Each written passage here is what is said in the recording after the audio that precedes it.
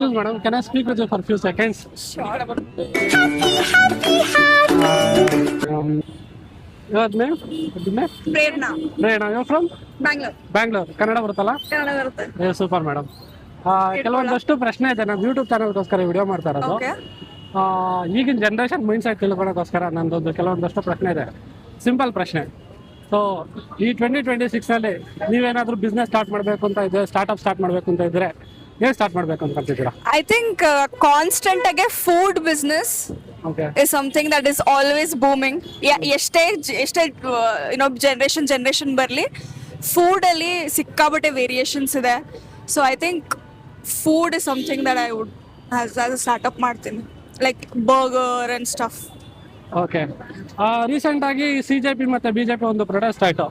So ಅದು mostly ಈ generation ಇಂದಾನೆ ಆಪೋಸ್ ಮಾಡಿ ಆಗಿರೋದು. ಹೌದು.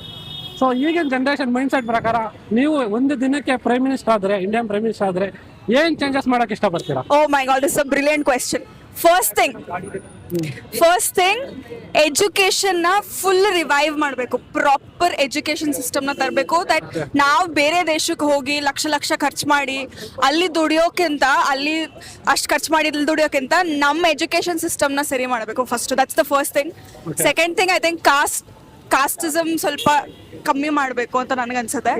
ಅದ್ಬಿಟ್ಟು ಕ್ಲೆನ್ಲಿನೆಸ್, ಪ್ಲೀಸ್ ಎಲ್ಲರಿಗೂ ಸ್ವಲ್ಪ ಸಿವಿಕ್ ಸೆನ್ಸ್ ಮತ್ತೆ ಕ್ಲೆನ್ಲಿನೆಸ್ ಹೆಂಗ್ ಮೇಂಟೈನ್ ಮಾಡಬೇಕು ಅಂತ ಚಿಕ್ಕ ಮಗುವಿಂದ ಹೇಳ್ಕೊಡ್ಬೇಕು, ಚಿಕ್ಕ ಮಕ್ಳಿಗೆ ಹೇಳ್ಕೊಡ್ಬೇಕು.